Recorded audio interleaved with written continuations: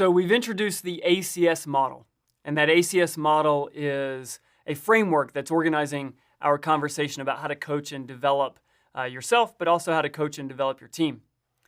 We've talked about the assessment process and some critical success factors for being able to identify what you want to assess, why, and how to use those assessments. We've talked about the challenge aspect. What are the features of challenging developmental experiences?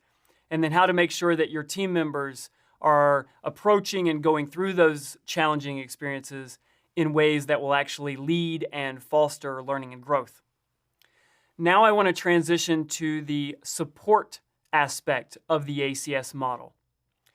The first aspect of support that I want to talk about is building your personal board of directors. Again, you can think about this for developing yourself, but then also how you can help coach and develop your team members by helping them develop their personal board of directors. So what do I mean by your personal board of directors?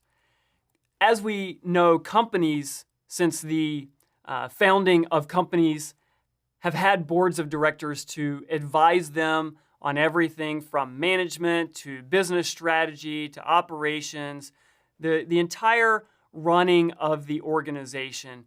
The board of directors is there to serve in an advisory capacity. The same is true with your personal board of directors or board of advisors. I want you to think for a moment. Who in your life would you put on your board of directors? And why would you put them on the board?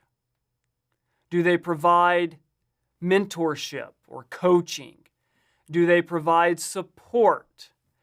I want you to imagine the people that you would put on your own personal board of directors.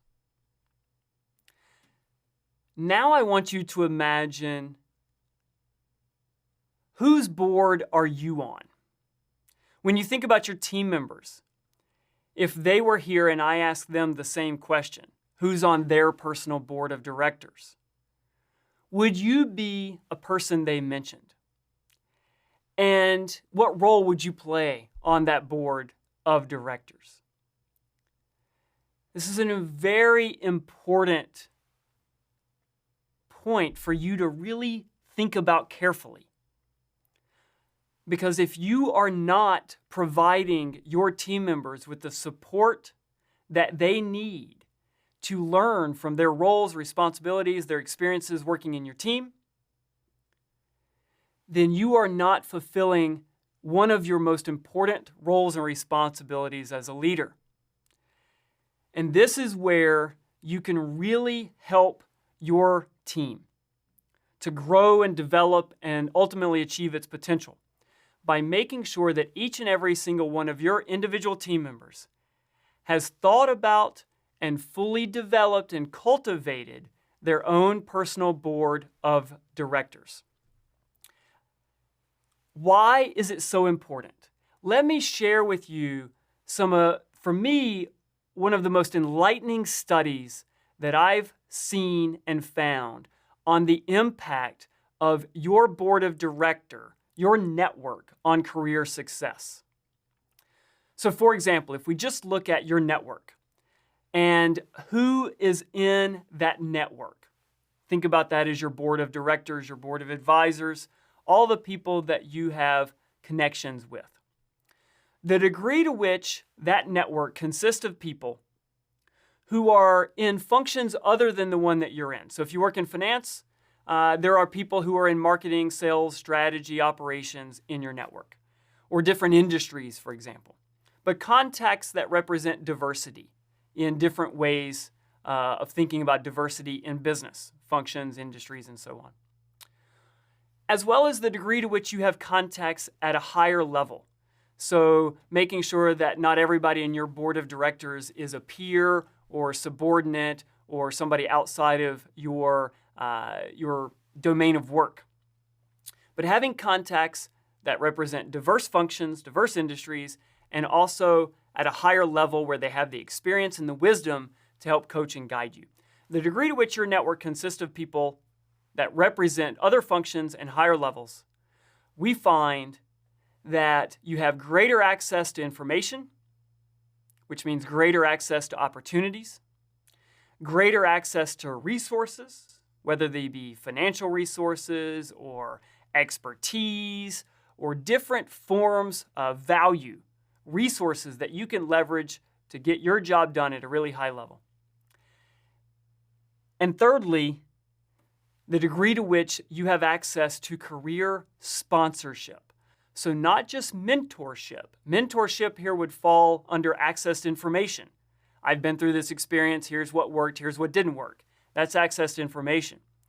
But career sponsorship is really the degree to which people advocate for you, sponsor you, and ultimately help you get new and better or different opportunities in your career. Your network determines the degree to which you have access to those benefits, and in particular, the degree to which your board of director network consists of people from other functions and people at higher levels with greater experience and greater networks than your own. Not surprisingly, those benefits lead to a lot of career outcomes that are important to most people. Salary, promotions, and ultimately our satisfaction with our career. So again, the power of your board of director network on career success by enabling you to grow and develop in ways that you would not be able to do without that board of director. So again, I come back to the question that I asked initially. Who's on your board and whose board are you on? I developed a tool in the book that we wrote on experience-driven leader development. One of my colleagues, Paul Yost, and some others worked on a tool where we're able to capture your personal board of directors. And I share this tool with you as a way for you to organize who's on your board, but also a tool that you could share with your team members to coach them in ways that will help develop their boards of directors. And what Paul and others have found in our research is there are different roles that different board members play. So we've listed 4 of those roles here. Who's going to sponsor you? Who are the people that will be your champions and ultimately advocate for you when there are opportunities that become available? Who's going to mentor you? The people who you will go to for feedback, advice, and coaching. Who are the people that are going to challenge you to think in new and different ways? Sometimes those are the same people as your sponsors. Sometimes those are the same people as your mentors. It's okay if people's names show up in multiple places on this framework, but you have to be able to identify who's going to challenge you to think in new and different ways. And then finally, when you have a tough day, when you're going through one of these really stretched, challenging experiences, there are going to be ups, there are going to be highs, and there are going to be downs, there are going to be lows. And you're going to need people who will provide that support, that emotional support, that social support, when you need someone to play that sounding board and just simply provide that support when you're experiencing one of those lows. Who are those people? So I give you this framework as a tool that you can use not only for yourself, but also your team members as a way to identify who's on your board of directors, who's on your team members' boards of directors, and ultimately, I encourage you to revisit the question I asked at the outset, which is, whose board are you on?